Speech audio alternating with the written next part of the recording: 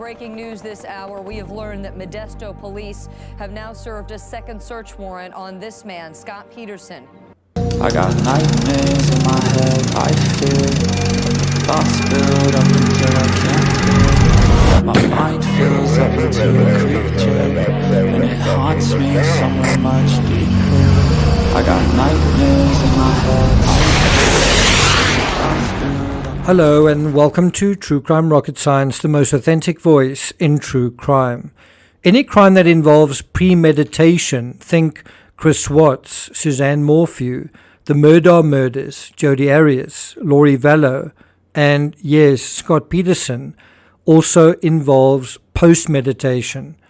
In short, premeditation equals post-meditation. In the Scott Peterson case, the post-meditation, and I'll explain some specific instances of what exactly I mean by that, well, that is the number 2 clue we all missed. The post-meditation, how it holds hands with the premeditation. Before we deal with the rest of this analysis, if you haven't subscribed to the channel, please do. Please do watch the Netflix series if you haven't already. It's really worth it. It's called American Murder, Laci Peterson. Also, you know that I've written a book on this case. It's doing pretty well on Amazon. It's called Blood and Seawater. Also, if you're finding the analysis overall worthwhile on this channel and you want to be a member, join TCRS on Patreon. There are 22 audiobooks and a community, very authentic community that's probably worth your while to engage with as well. If you're finding this analysis worthwhile, please like, share, leave a comment. You can also hit the thanks button, and let's get started. So it's easy to get caught up in the minutiae of words, micro-expressions, and evidence. In this case, for example, a single hair wrapped around one end of the yellow needle-nose pliers that was found in Scott's boat. But we mustn't miss the woods for the trees. If the needle-nose pliers, the anchor without rope, the mop and bleach bucket, and the rug piled up against the door, if these are all trees, well, the post-meditation is the psychological woods. And don't worry if you've never heard the term post-meditation before. Like criminal intertextuality, it's part of the TCRS jargon. It's part of our unique toolbox, what we use for thin slicing cases. And as you're about to see, it's really effective. Now, and so I guess in this analysis, we're actually combining the idea of post-meditation with intertextuality. Where do we see post-meditation intertextually in other cases? So that's quite a powerful dual use of these tools. Now, whatever the premeditation was in the Peterson case, buying the boat, hiding the boat, getting a license to fish, using the boat as an alibi, all the passion and intrigue that came out of the fiery affair with Amber Fry. Well, the post-meditation is a kind of mirror image to all that, but one that occurs on the other side of the crime. And often it's this area that's overlooked. And even when it's not, it's often underestimated. So as early as February 4th, ABC News was reporting on Scott Peterson selling his missing wife's car. Think about it. Laci is still missing. Laci's been barely missing for 1 month. Scott's already sold her car. In Scott Peterson's case, actions speak far louder than words, and Scott's actions, particularly with regard to Laci's financial assets, like I say, he sold Laci's car barely a month after she disappeared. He also tried to sell the house while she's still missing. He also ordered the Playboy channel less than 2 weeks after Laci disappeared, and 4 days after that, he upgraded to even more hardcore porn. And all of these actions speak volumes. Intertextually, we saw much of the same thing with Chris Watts. We know that he was Googling for an Audi. It looked like he wanted to upgrade or change the vehicle that he was driving close to the time Shanann disappeared. He called a realtor within hours of burying Shanann, and he pulled his kids out of an expensive school program within hours of disposing of their bodies. Tellingly, Watts also tossed a book on repairing relationships, just called Hold Me Tight, into the garbage. Watts also claimed that within minutes of Shanann's murder that they both agreed to sell the house and move elsewhere. Really? What this showed in uncertain terms was that Watts, like Peterson, knew they weren't coming back. In terms of Alex Murdaugh, we know that Maggie, the wife of the embattled South Carolina lawyer, left her property to him in her will.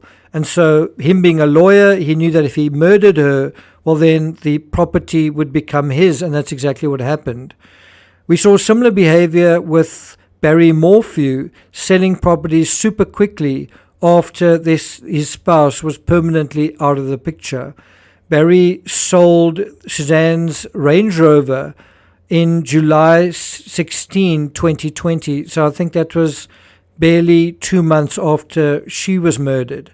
Near the end of episode 2 of the Netflix docuseries American Murder, Lacey Peterson, we see exactly how, after the serving of a second search warrant, the inside of the Peterson home has suddenly changed. The house is cluttered, but the biggest giveaway to Scott's change of heart regarding his family was the nursery. The house was cluttered. He had moved things around. There was just really no respect for Lacey's things. Scott had already sold her vehicle.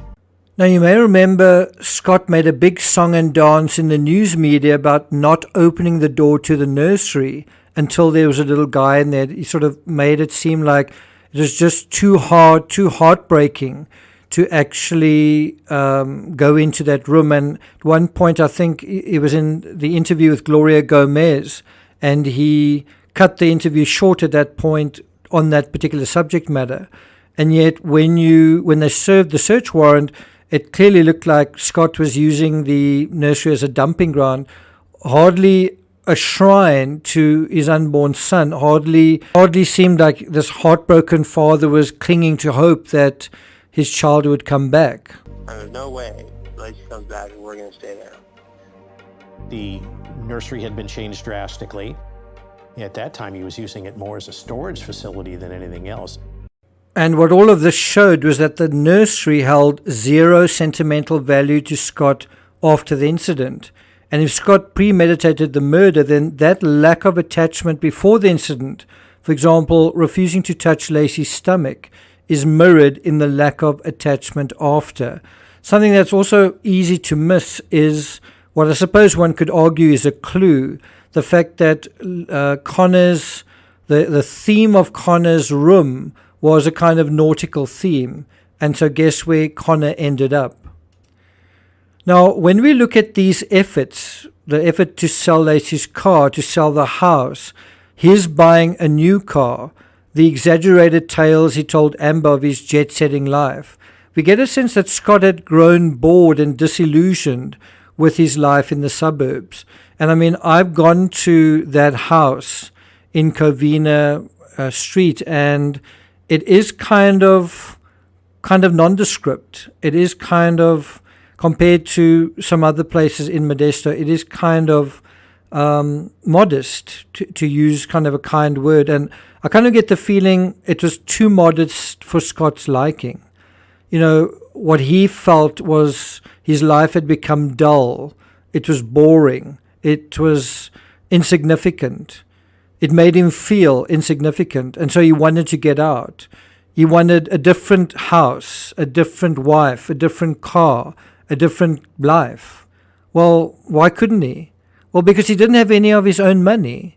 But if he could get his hands on Lacey's money, well, then he had his ticket out of there, didn't he? And so I really think this case is as much about sex as it was about money. I'm not going to take it further than that. In the next analysis, we'll dig into the financial narrative in more detail. Thank you for listening, and I'll see you guys next time.